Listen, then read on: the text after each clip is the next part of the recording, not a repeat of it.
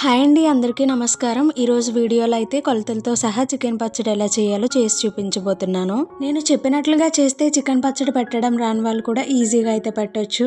ఈ పచ్చడి 2 నుంచి 3 నెలల వరకు నిల్వ ఉంటుంది. కాకపోతే మీరు కొన్ని టిప్స్ అయితే ఫాలో అవ్వాలి. అవేంటో కూడా ఈ వీడియోలో క్లియర్ గా చెప్తాను. వర్షాకాలంలో వేడివేడిగా అన్నం పెట్టుకుని ముక్క పెట్టుకుని తింటే ఎవరైనా సరే అద్భుతంగా ఉంది అని అనాల్సింది. అంత టేస్టీగా ఉంటుందండి.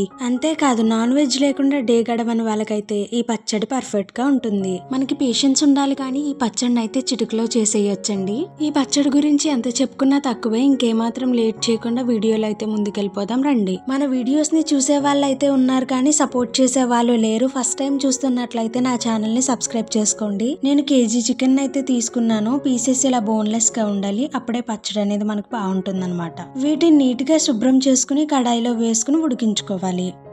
టిప్ నెంబర్ 1, వాటర్ వేయకుండా ఉడికించుకోవాలి. ఎందుకంటే చికెన్ లో ఉన్న వాటర్ అంతా బయటకు వచ్చేస్తుంది. ఆ వాటర్ లో ఉడికితే టేస్ట్ చాలా బాగుంటుంది. అయినా చికెన్ పచ్చడి అంటే ఇష్టం ఉండని వాళ్ళు ఎవరు ఉంటారు, మీరే చెప్పండి. నాకైతే మాత్రం చాలా ఇష్టం అండి. ఇలా ఉడుకుతున్నప్పుడే ఇందులో స్పూన్ పసుపును కూడా యాడ్ చేసుకోవాలి. పసుపు యాడ్ చేసుకున్నాక ఒకసారి చికెన్ అంతా కలిసేలా కలుపుకోవాలన్నమాట. చూసారు కదా, పసుపు అంతా పీసెస్ కి అయితే బాగా పట్టుకుంది.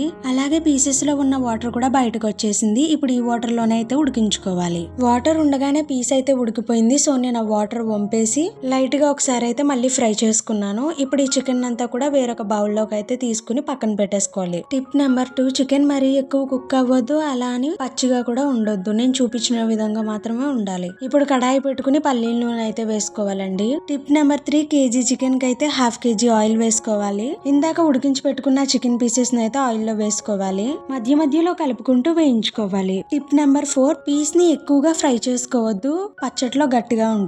చూసారు కదా, ఈ విధంగా గోల్డెన్ కలర్ వచ్చేంత వరకు అయితే ఆ పీసెస్ అన్ని కూడా వేయించుకోవాలి. ఈ విధంగా ఫ్రై చేసుకున్నాక వేరొక ప్లేట్ లోకి తీసేసుకుని మిగతా హాఫ్ చికెన్ కూడా వేసుకుని ఈ విధంగా అయితే ఫ్రై చేసేసుకోవాలి.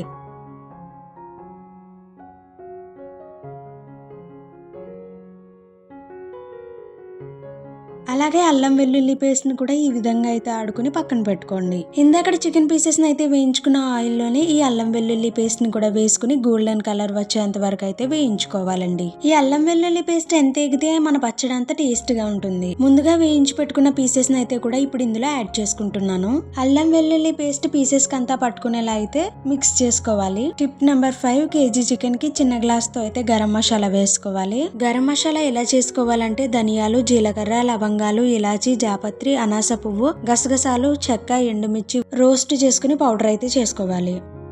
రుచికి సరిపడంత ఉప్పును కూడా అయితే వేసుకుంటున్నాను. పీసెస్ కంతా కూడా పట్టుకునేలా అయితే కలుపుకుని ఇందులోనే ఇందాక తీసుకున్న గ్లాస్ తోనే 2 గ్లాసెస్ వరకు కారం కూడా యాడ్ చేసుకుంటున్నాను. కారం కలిసే వరకు అయితే బాగా మిక్స్ చేసుకోవాలి. ఈ ప్రాసెస్ అంతా కూడా మీడియం ఫ్లేమ్ లో చేసుకోవాలి. ఇది ఇప్పుడే ఆడించుకున్న కొత్త కారం అండి. ఇలా పచ్చళ్ళకి కొత్త కారం వేసుకుంటే చూడడానికి చాలా కలర్ఫుల్ గా అయితే ఉంటుంది. చూసారు కదా, ఈ విధంగా చికెన్ కి కారం అంతా కలిసేలా కలుపుకుని స్టవ్ అయితే ఆఫ్ చేసేసుకోవాలి. పచ్చడి అయితే ఆల్మోస్ట్ అయిపోయి వచ్చిందండి. ఇంకా లాస్ట్ గా ఒక స్టెప్ అయితే ఉంది. కోసం అయితే మాత్రం మొత్తం అంతా కూడా చల్లారనిచ్చుకోవాలి. ఇలా చల్లారిన తర్వాత ఇందాక తీసుకున్న చిన్న గ్లాస్ తో దాని నిండా నిమ్మరసం అయితే తీసుకుని ఇందులో యాడ్ చేసుకోవాలి. టిప్ నెంబర్ 6, పచ్చడి వేడిగా ఉన్నప్పుడు నిమ్మరసం అస్సలు యాడ్ చేయకూడదు.